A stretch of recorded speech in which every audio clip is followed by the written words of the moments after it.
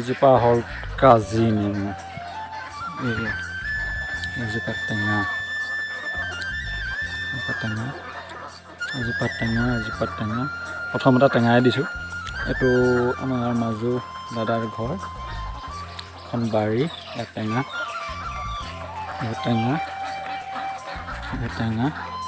এইডোখৰত টেঙা কৰিছে। টেঙা 7জোপা আছে। এইবোৰ অমিতা, এয়া কলগছ, এয়া আমাৰ ধান খেতি,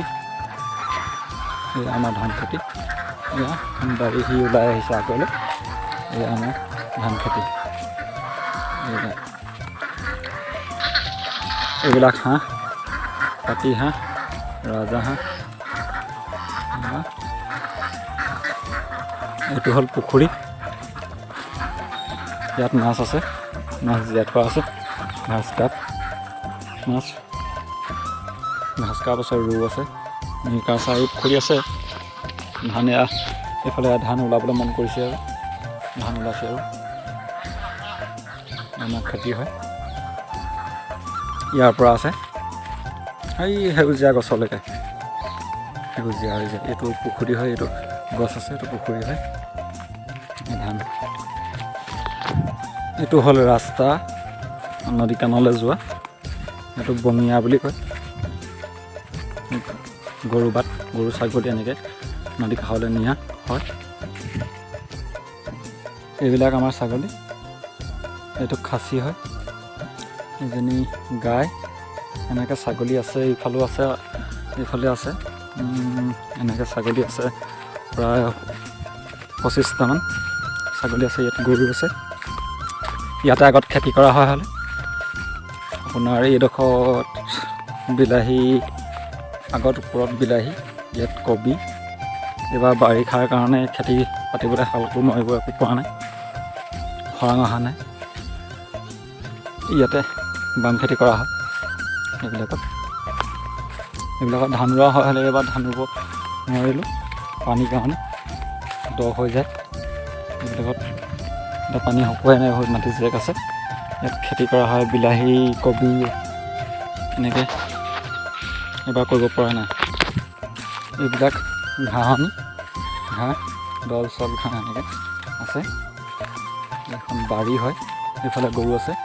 আমাৰ টোটেল গৰু আছে আপোনাৰ 6টা, গাই আছে 2জনী, দমৰা আছে 3টা, চিঞৰ পোৱালি 1টা।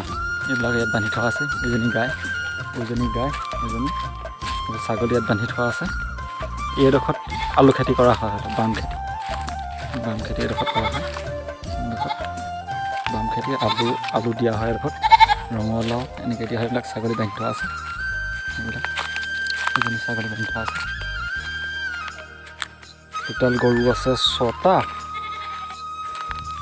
জাৰ্চি 2জনী, 8টা। ছাগলী আছে প্ৰায় 25টামান ছাগলী আছে। কিন্তু এতিয়া অলপ বেমাৰ লাগিছে, বেমাৰৰ কাৰণে অলপ লোকচান হৈছে আৰু এইবিলাকৰ যিবিলাক বেমাৰ হৈছে মানে আপোনাৰ লোকৰ চিকিৎসাই ওলোৱা নাই বোলে। এইটো পুখুৰী, ইয়াত বনৰীয়া মাছ থাকে। এইবিলাক আমি সিঁচি মাঘ ফাগুনমহীয়া সিঁচা হয়। এইবিলাক পুখুৰী, ইয়াতে হাল বাবলৈ এইবিলাক চব মাটিবিলাক ভালকৈ শুকোৱা নাই, জেগা চাফা কৰিবই পৰা নাই। আলু দিব হ'লেই, আনবাৰ ইয়াতে আলু আমি এনেকুৱা চিজনত দিওঁৱে, মানে এবাৰ দিব পৰা নাই। এইবিলাক গৰু চৰি আছে, এইবিলাক ইয়াত খেতি কৰা হয়। এইবিলাক জেওৰা দি বেৰি লোৱা হয় নদী কিনাৰত। এইবিলাক ছাগলী। যোৱাবাৰ দিয়া তিতাকেৰেলা গছ আছেই কিজানি, মৰা নাই।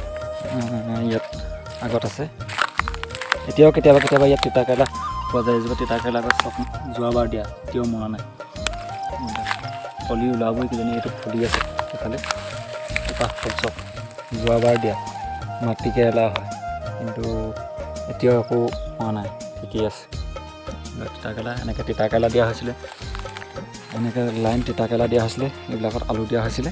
আলু যোৱাবাৰ ভালেই হৈছিলে, কিন্তু বতৰৰ কাৰণে, বতৰৰ দুখত মানে আলু কিছুমান খানিব নোৱাৰিলোঁ, গেলি গ'ল। ইয়াতে বতৰটোৰ কাৰণে মানে খেতি ইয়াত পাতিব পৰা নাই বৰ্তমান। বাৰিষা বৰষুণ, মাটিটো মাজতে শুকাইছিলে, কিন্তু বৰষুণৰ কাৰণে, বৰষুণৰ প্ৰকোপটো বেছি মাটি বা চাহ কৰিবই পৰা নাই। লাহেকৈ উলিয়াম আৰু আলু আছে প্ৰায় 50-60 কেজিমান দিব লাগিব ইয়াতে। অসমীয়া আলুগুটি এইবিলাকত বাম খেতি কৰা হয়। ধান খেতি আগত দেখালোঁ, এইবিলাক বাম খেতি যায়। আজিলৈ ভিডিঅ'টো ইমানতে সামৰোঁ।